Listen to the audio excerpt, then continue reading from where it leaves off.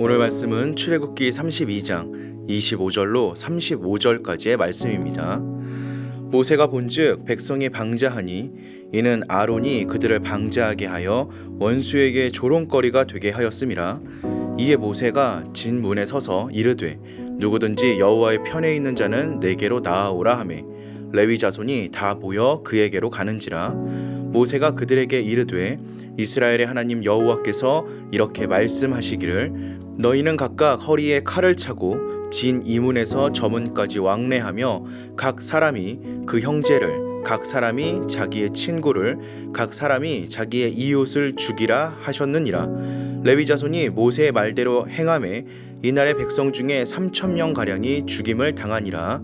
모세가 이르되 각 사람이 자기의 아들과 자기의 형제를 쳤으니 오늘 여호와께 헌신하게 되었느니라. 그가 오늘 너희에게 복을 내리시리라. 이튿날 모세가 백성에게 이르되 너희가 큰 죄를 범하였도다. 내가 이제 여호와께로 올라가노니 혹 너희를 위하여 속죄가 될까 하노라 하고 모세가 여호와께로 다시 나아가 여짜오되 슬프도소이다. 이 백성이 자기들을 위하여 금 신을 만들어 싸우니 큰 죄를 범하였나이다. 그러나 이제는 그들의 죄를 사하시옵소서. 그렇지 아니하옵시면 원하건대 주께서 기록하신 책에서 내 이름을 지워버려 주옵소서. 여호와께서 모세에게 이르시되 누구든지 내게 범죄하면 내가 내 책에서 그를 지워버리리라. 이제 가서 내가 내게 말한 곳으로 백성을 인도하라. 내 사자가 내 앞서 가리라. 그러나 내가 보응할 날에는 그들의 죄를 보응하리라. 여호와께서 백성을 치시니 이는 그들이 아론이 만든 바 그 송아지를 만들었음이더라. 아멘. 성도의 영적 싸움의 대상은 사람이 아니라 악한 영들, 즉 죄의 세력입니다. 주님의 재림 전까지의 교회는 그리스도를 대적하는 악한 세력과 전쟁 중에 있습니다. 하나님의 편에 서서 사탄의 세력과 싸워 승리함으로 하나님 나라를 확장시키는 도구로 쓰임받는 우리가 되기를 소망합니다.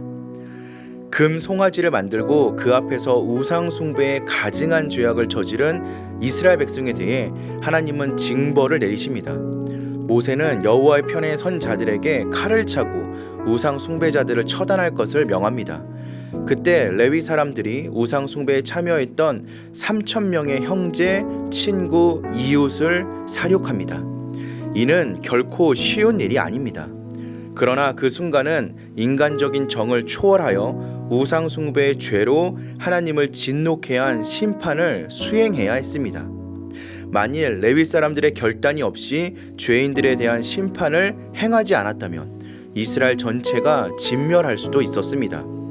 하나님이 이스라엘을 진멸하실 계획이었으나 모세의 간구를 들으시고 우상 숭배자들을 처단하는 것으로 대신하셨기 때문입니다. 레위 사람들의 행위가 인간적으로는 잔혹하게 느껴질 수 있지만 그들은 사적인 감정을 떠나 하나님의 공의의 심판을 행함으로 이스라엘의 죄악을 사함받는 역할을 감당하였습니다. 하나님은 이 사건을 통해 하나님의 법을 어기고 우상 숭배의 죄를 범하는 자들에 대한 하나님의 심판을 분명하게 보여주셨습니다. 모세는 레위 사람들의 헌신을 칭찬하며 하나님이 그들에게 복을 내리실 것이라고 말합니다. 하나님은 레위 자손을 구별하셔서 하나님 앞에서 섬기는 일꾼으로 세워주셨습니다. 그래서 레위 지파는 한데 모여 살지 않고 각 지파에 흩어져서 하나님의 일을 감당하며 살았습니다. 레위 지파가 이스라엘 가운데 흩어지게 된 것은 본래 징벌의 차원이었습니다. 야곱의 딸 디나가 강간당했을 때 레위와 시므온이 세겜성 사람들을 속여 살육한 사건 때문이었습니다. 그들의 잔인한 칼로 인하여 시므온과 함께 징벌의 예언을 받았지만 레위 지파는 금송아지 사건으로 오히려 복을 받게 되었습니다. 같은 칼이지만 누구를 위해 쓰느냐에 따라 죄가 되기도 하고 복이 되기도 하는 것입니다. 그러므로 성도는 레위인들과 같이 하나님의 편에 서서 하나님의 영광을 위한 도구로 쓰임받음으로 하나님의 복된 일꾼이 되어야 합니다. 금송아지 사건과 같이 신약시대에도 칼로 우상 숭배자들을 죽이는 것이 하나님께 헌신하는 것은 아닙니다. 죄를 범한 형제나 친구, 이웃이 있다면 성령의 검 말씀으로 회개하도록 만들어야 합니다. 물론 그 대상에는 자신이 먼저 포함되어야 합니다. 성령의 검은 죄인을 살리는 것이지 죄인을 죽이는 칼이 아닙니다. 하나님의 말씀은 죄를 깨닫게 하고 회개하게 하므로 죄인을 성결하게 만드는 능력이 있습니다. 그러므로 성도는 하나님의 말씀으로 자신 속에 있는 죄악을 제거하고 교회 공동체에 침범한 죄를 제거해야 합니다. 범죄한 형제에 대해 말씀으로 권면하고 끝까지 회개치 않는 자는 출교시키라는 예수님의 말씀이 교회 안에서 죄와 싸우는 방법을 가르쳐 줍니다. 성도는 말씀으로 자신과 공동체의 거룩함을 유지하는 데 전념해야 합니다. 모든 성도는 하나님의 전신갑주를 입고 사탄의 세력과 싸우는 십자가 군병입니다.